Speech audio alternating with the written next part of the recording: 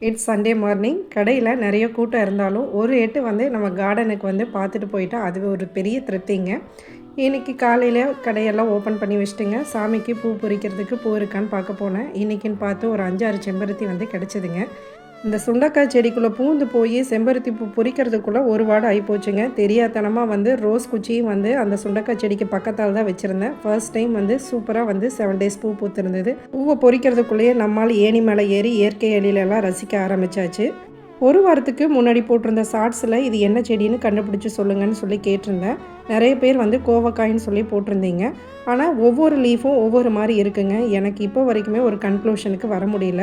பூவோ காயோ ஏதாவது வர்ற வரைக்கும் இந்த செடியில் கை வைக்கக்கூடாதுன்னு முடிவு பண்ணிட்டேன். கால் வைக்கிறதுக்கும் கூட இடமில்லைன்னு யோசிச்சுட்டு இருந்த டைமில் எப்போவோ கேட்ட பன்னீர் ரோஸ் குச்சியெல்லாம் இன்றைக்கி வந்து கைக்கு வந்து சேர்ந்ததுங்க. இது எங்கே வைக்கிறதுனே தெரியல. தற்சமயத்துக்கு வந்து பக்கெட்டில் கொஞ்சமாக தண்ணி பிடிச்சி உள்ளே வச்சுருக்கேங்க வாடாமல் இருக்கிறதுக்காக. சரி வந்தாச்சு. கையோட நம்ம தக்காளி கொடியும் பார்த்துக்கலான்னு சொல்லிட்டு தக்காளி வந்து ஒரு 3 தக்காளி இருந்துச்சுங்க. ஏன்னா வெறுங்கையோடு திரும்பக்கூடாது இல்லையா கார்டனை பார்த்துட்டு. ஸோ அதையும் வந்து பொறிச்சிட்டுங்க. நிறைய பச்சை மிளகா வந்து வச்சுருக்குங்க. எனக்கு வந்து இந்த மாதிரி நீல ரக சம்பாக்காய் தான் ரொம்ப பிடிக்கும். நம்ம கடையில் வந்து எப்போவுமே வந்து ஒரு குண்டு குண்டாக இருக்குங்க. அந்த காய் செம்ம காரமாக இருக்கும். பட் இந்த டேஸ்ட் வந்து அந்த காயில் வராது. ஸோ அதையும் பொறிச்சாச்சுங்க.